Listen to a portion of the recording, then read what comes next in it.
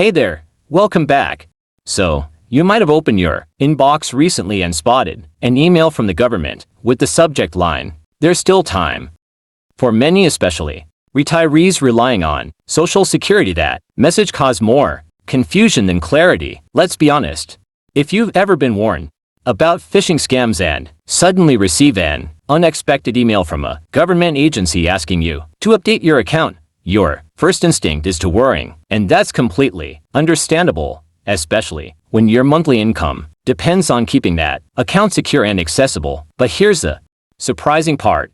That email, it was real. It actually came from a verified.gov address. It was part of a broader shift the Social Security Administration SSA made earlier this year, but the way people reacted to the email and the confusion it sparked revealed something much deeper. This wasn't just about cybersecurity or digital logins. It was about trust, accessibility, and how well we're prepared for sudden changes in systems we rely on every day. Stick with me, because understanding what happened here could help you or someone close to you stay connected to vital benefits. And before we dive deeper, let me know in the comments if you or someone you know has ever received an email from Social Security and didn't know what to do next. I'd love to hear how you handled it. And if you find these updates helpful, hit that subscribe button so you never miss an important alert. So what actually happened? Earlier this year, the SSA rolled out a significant digital update. Anyone who created a My Social Security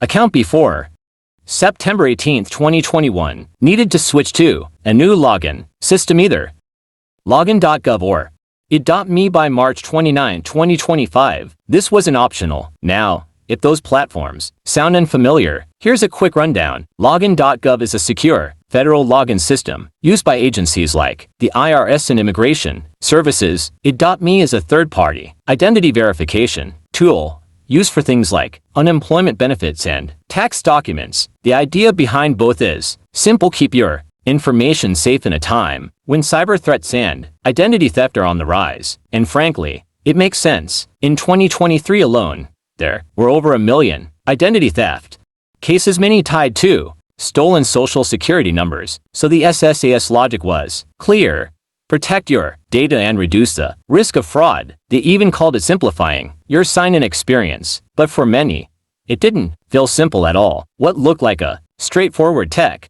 upgrade on paper became a major source of stress in real life, especially for people who aren't comfortable with technology or navigating government websites. Latino retirees were hit particularly hard. Many of them received that "There's still time" email and thought it was a scam. Honestly, I don't blame them. Even tech-savvy folks can fall for a well-designed scam email. Add stories about people losing their benefits due to phishing attacks, and that fear becomes very real. And here's the thing: even though the email was legitimate, it didn't come with a clear heads-up. That left many wondering if they should click anything at all. Then there's the actual process of switching accounts. It wasn't exactly smooth for everyone. To move your old account to login.gov or .me, you had to go through multiple steps: upload ID photos, set up multi-factor authentication, sometimes even facial recognition. If any detail like your phone number or address was outdated, you risk getting locked out. Some people never got their activation codes. Others spent over an hour on hold just trying to get help. A few ran into error messages during the setup process. And when that happened, the only option was to call in, wait again, and try to resolve the issue over the phone. To their credit, the SSA did try to ease the transition. They added support for landlines and expanded phone support. But here's the reality: they're still facing staffing shortages and budget limitations. That means longer wait times, slower help, and more frustration for people just trying to access the benefits they've earned. Now, let's talk about why this really matters. This push for centralized logins isn't just happening at SSA. It's a federal trend. Tax returns, citizenship forms, Social Security accounts, all of it is moving online. From a data protection standpoint, this shift is smart, but it also risks leaving some groups behind. Think about older adults, people in rural areas, those with disabilities, or anyone who struggles with English. Many don't have smartphones, reliable internet, or someone to help them through the process. Without support, they're at risk of being excluded. Yes, The SSA created tutorial videos and fact pages, but those didn't always reach the people who needed them most. Experts have pointed out that what this rollout lacked wasn't just tech, it lacked community outreach, multilingual support, and real human guidance. Because let's face it, tech alone can't fix everything. So what does this mean for you? If you've already switched over to login.gov or .me before the March 2025 deadline, you're all set. You've got a secure login that can be used for social security and other federal services, a long-term plus. But if you haven't made the switch yet, don't panic. You won't be locked out right away. Starting March 29, 2025, if you try to sign in with your old SSA credentials, you'll be required to transition to login.gov or .me at that point. Eventually, the old login will be gone for good. So it's smart to make the switch now before things get more complicated. Quick note before we continue. If you're 65 or older or helping someone who is, you already know how overwhelming Medicare can be. The endless calls and flyers promising the best plan? Exhausting.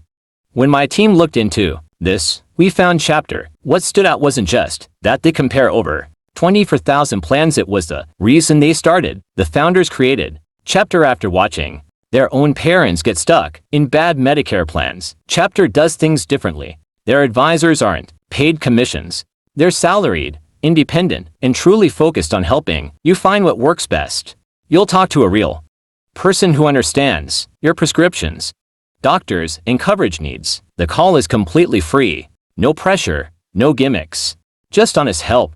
If you're already in a good plan, they'll tell you. If not, they'll help you find one that fits better. Give them a call at 615-639-1937 or visit askchapt.org/money. Again, that's 615 to 639-1937, and it could save you a lot of stress. Back to the main story. Some are now asking, should the old login system remain available under stricter security for those who truly can't handle the new one? It's a fair question, because this isn't just about social security. It's about how we, as a nation, move forward with digital government services. How do we make sure every American, no matter their age, language, or access, can still get the support they need? The SSA's challenge now goes beyond fixing login errors. It's about restoring trust, making people feel seen, heard, and supported, especially in communities where trust in institutions has always been fragile. For someone who doesn't fully understand tech but still wants to believe in the system that matters, and it should matter to all of us. So if you've gone through this transition or helped someone else with it, I'd love to hear your story in the comments. What worked? What didn't? What could the SSA have done better? If these kinds of breakdowns help you understand what's going on, feel free to follow the channel. I aim to keep things simple, calm, and based on facts, because this stuff affects real people in real ways. You deserve confidence in your benefits and clarity from the systems that manage them. Thanks for being here.